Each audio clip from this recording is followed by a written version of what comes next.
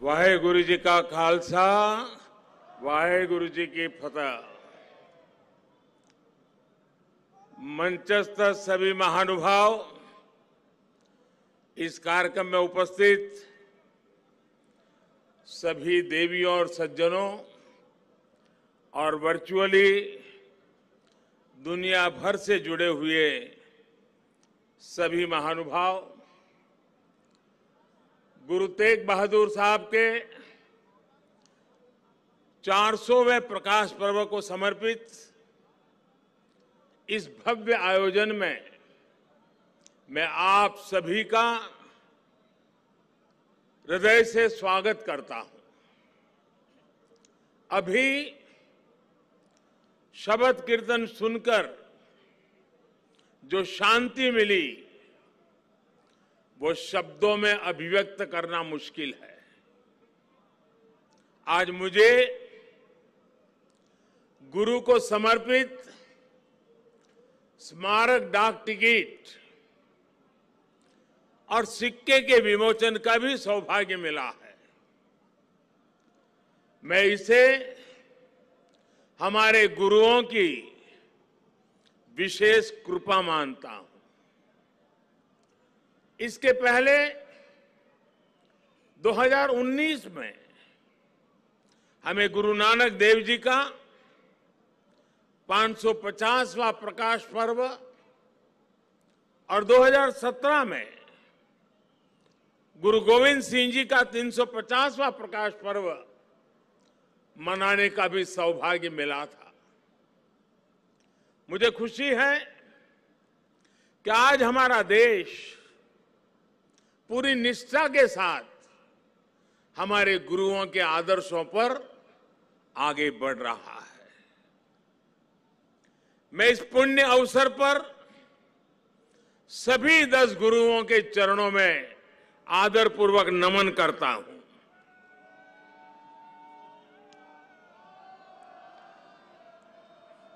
आप सभी को, सभी देशवासियों को और पूरी दुनिया में गुरुवाणी में आस्था रखने वाले सभी लोगों को मैं प्रकाश पर्व की हार्दिक बधाई देता हूं। साथियों,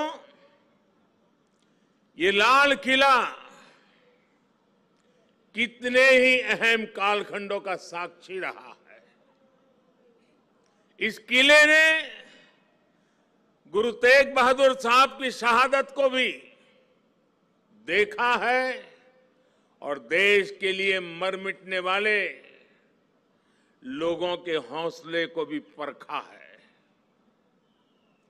आजादी के बाद के 75 वर्षों में भारत के कितने ही सपनों की गूंज यहां से प्रतिध्वनित हुई है। इसलिए आजादी के अमृत महोत्सव के दौरान लाल किले पर हो रहा ये आयोजन बहुत विशेष हो गया है। साथियों, हम आज जहां हैं, अपने लाखों करोड़ों स्वाधीनता सेनानियों के त्याग और बलिदान के कारण है। आजाद हिंदुस्तान, अपने फैसले खुद करने वाला हिंदुस्तान, लोकतांत्रिक हिंदुस्तान, दुनिया में परोपकार का संदेश पहुंचाने वाला हिंदुस्तान, ऐसे हिंदुस्तान के सपने को पूरा होते देखने के लिए कोटि कोटि लोगों ने खुद को खपा दिया। ये भारत भूमि सिर्फ एक देश ही नहीं है, बल्कि हमारी महान विरासत है, महान परंपरा है। इसे हमारे ऋषियों, मुनियों, गुरुओं ने सैकड़ों हजारों सालों की तपस्या से सींचा है, उसके विचारों से समृद्ध किया है। इसी परंपरा के सम्मान के लिए उसकी पहचान की रक्षा के लिए दसों गुरुओं ने अपना जीवन समर्पित कर दिया था। इसलिए साथियों, सैकड़ों काल की गुलामी से मुक्ति को, भारत की आजादी को, भारत की आध्यात्मिक और सांस्कृतिक यात्रा से अलग करके नहीं देखा जा सकता। इसलिए आज देश आजादी के अमृत महोत्सव को और गुरु तेग बहादुर साहब के 400वें प्रकाश पर्व को एक साथ मना रहा है, एक जैसे संकल्पों के साथ मना रहा है। साथियों, हमारे गुरुओं ने हमेशा ज्ञान और अध्यात्म के साथ ही समाज और संस्कृति की जिम्मेदारी उठाई। उन्होंने शक्ति को सेवा का माध्यम बनाया। जब गुरु तेग बहादुर साहब का जन्म हुआ था तो गुरु पिता ने कहा था, दिन रक्ष संकट हरण, दिन रक्ष संकट हरण, यानी ये बालक एक महान आत्मा है, ये दिन दुखियों की रक्षा करने वाला, संकट को हरने वाला है। इसलिए श्री हरगोविंद साहब ने उनका नाम त्यागमल रखा। यही त्याग गुरु तेग बहादुर साहब ने अपने जीवन में चरितार्थ भी करके दिखाया। गुरु गोविंद सिंह जी ने तो उनके बारे में लिखा है, तेग बहादुर सिमरिए घर नव निधि आवे धाई, सब थाई होई सहाय। अर्थात गुरु तेग बहादुर जी के स्मरण से ही सभी सिद्धियां अपने आप प्रकट होने लगती हैं। गुरु तेग बहादुर जी का ऐसा अद्भुत आध्यात्मिक व्यक्तित्व था, वो ऐसी विलक्षण प्रतिभा के धनी थे। साथियों, यहां लाल किले के पास, यहीं पर गुरु तेग बहादुर जी के अमर बलिदान का प्रतीक गुरुद्वारा शीशगंज साहब भी है। ये पवित्र गुरुद्वारा हमें याद दिलाता है कि हमारी महान संस्कृति की रक्षा के लिए गुरु तेग बहादुर जी का बलिदान कितना बड़ा था। उस समय देश में मजहबी कट्टरता की आंधी आई थी। धर्म को दर्शन, विज्ञान और आत्मशोध का विषय मानने वाले हमारे हिंदुस्तान के सामने ऐसे लोग थे जिन्होंने धर्म के नाम पर हिंसा और अत्याचार की पराकाष्ठा कर दी थी। उस समय भारत को अपनी पहचान बचाने के लिए एक बड़ी उम्मीद गुरु तेग बहादुर साहब के रूप में दिखी थी। औरंगजेब की आतताई सोच के सामने उस समय गुरु तेग बहादुर जी हिंद दी चादर बनकर, एक चट्टान बनकर खड़े हो गए थे। इतिहास गवाह है कि वर्तमान समय गवाह है और ये लाल किला भी गवाह है कि औरंगजेब और उसके जैसे अत्याचारियों ने भले ही अनेकों सिरों को धड़ से अलग करा, लेकिन हमारी आस्था को वो हमसे अलग नहीं कर सका। गुरु तेग बहादुर जी के बलिदान ने भारत की अनेकों पीढ़ियों को अपनी संस्कृति की मर्यादा की रक्षा के लिए, उसके मान सम्मान के लिए जीने और मर मिट जाने की प्रेरणा दी है। बड़ी बड़ी सत्ताएं मिट गई, बड़े बड़े तूफान शांत हो गए, लेकिन भारत आज भी अमर खड़ा है। भारत आगे बढ़ रहा है। आज एक बार फिर दुनिया भारत की तरफ देख रही है। मानवता के मार्ग पर पथ प्रदर्शन की उम्मीद कर रही है। गुरु तेग बहादुर जी का आशीर्वाद हम नए भारत के आभा मंडल में हर और महसूस कर सकते हैं। भाइयों और बहनों, हमारे यहां हर कालखंड में जब जब नई चुनौतियां खड़ी होती है तो कोई न कोई महान आत्मा इस पुरातन देश को नए रास्ते दिखाकर दिशा देती है। भारत का हर क्षेत्र, हर कोना हमारे गुरुओं के प्रभाव और ज्ञान से रोशन रहा है। गुरु नानक देव जी ने पूरे देश को एक सूत्र में पिरोया। गुरु तेग बहादुर जी के अनुयायी हर तरफ हुए। पटना में पटना साहिब और दिल्ली में रकाबगंज साहिब, हमें हर जगह गुरुओं के ज्ञान और आशीर्वाद के रूप में एक भारत के दर्शन होते हैं। भाइयों और बहनों, मैं अपनी सरकार का सौभाग्य मानता हूं कि उसे गुरुओं की सेवा के लिए इतना कुछ करने का अवसर मिल रहा है। पिछले वर्ष ही हमारी सरकार ने साहिबजादों के महान बलिदान की स्मृति में 26 दिसंबर को वीर बाल दिवस मनाने का निर्णय किया है।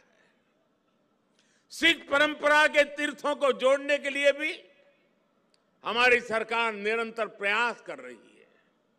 जिस करतारपुर साहिब कॉरिडोर की दशकों से प्रतीक्षा की जा रही थी, उसका निर्माण करके हमारी सरकार ने गुरु सेवा के लिए अपनी प्रतिबद्धता दिखाई है।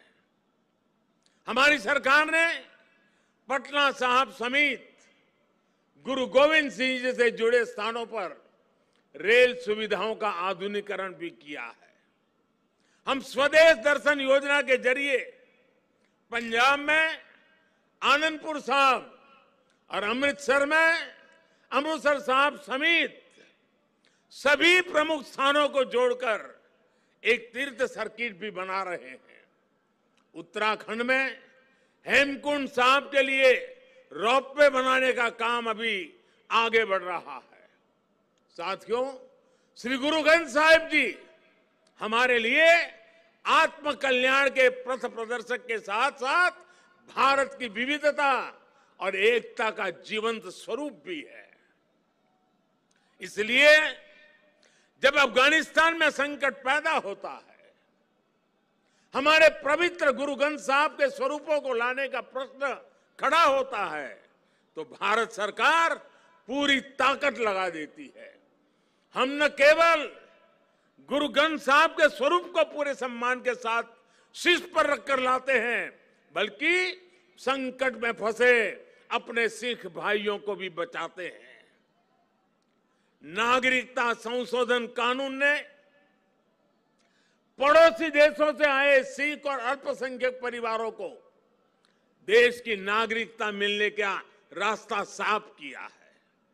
ये सब इसलिए संभव हुआ है क्योंकि हमारे गुरुओं ने हमें मानवता को सर्वोपरि रखने की सीख दी है। प्रेम और सौहार्द हमारे संस्कारों का हिस्सा है। साथियों, हमारे गुरु की वाणी है, भय काहू को देत नहीं, भय काहू को देत नहीं, नहीं भय मानत आन, कह नानक सुनी रे मना, ज्ञानी ताही बखानी। अर्थात ज्ञानी वही है जो न किसी को डराए और न किसी से डरे। भारत ने कभी किसी देश या समाज के लिए खतरा नहीं पैदा किया। आज भी हम पूरे विश्व के कल्याण के लिए सोचते हैं, एक ही कामना करते हैं। हम आत्मनिर्भर भारत की बात करते हैं तो उसमें पूरे विश्व की प्रगति लक्ष्य का सामने रख करके हम करते हैं। भारत विश्व में योग का प्रसार करता है तो पूरे विश्व के स्वास्थ्य और शांति की कामना से करता है। कल ही मैं गुजरात से लौटा हूं। वहां विश्व स्वास्थ्य संगठन के पारंपरिक चिकित्सा के ग्लोबल सेंटर का उद्घाटन हुआ है। अब भारत विश्व के कोने कोने तक पारंपरिक चिकित्सा का लाभ पहुंचाएगा, लोगों के स्वास्थ्य को सुधारने में अहम भूमिका निभाएगा। साथियों, आज का भारत वैश्विक द्वंद्वों के बीच भी पूरी स्थिरता के साथ शांति के लिए प्रयास करता है, काम करता है। और भारत अपनी देश की रक्षा सुरक्षा के लिए भी आज उतनी ही दृढ़ता से अटल है। हमारे सामने गुरुओं की दी गई हुई महान सिख परंपरा है। पुरानी सोच, पुरानी रूढ़ियों को किनारे हटाकर गुरुओं ने नए विचार सामने रखे। उनके शिष्यों ने उन्हें अपनाया, उन्हें सीखा। नई सोच का ये सामाजिक अभियान एक वैचारिक इनोवेशन था। इसलिए नई सोच, सतत परिश्रम और 100% समर्पण ये आज भी हमारे सिख समाज की पहचान है। आजादी के अमृत महोत्सव में आज देश का भी यही संकल्प है। हमें अपनी पहचान पर गर्व करना है, हमें लोकल पर गर्व करना है, आत्मनिर्भर भारत का निर्माण करना है।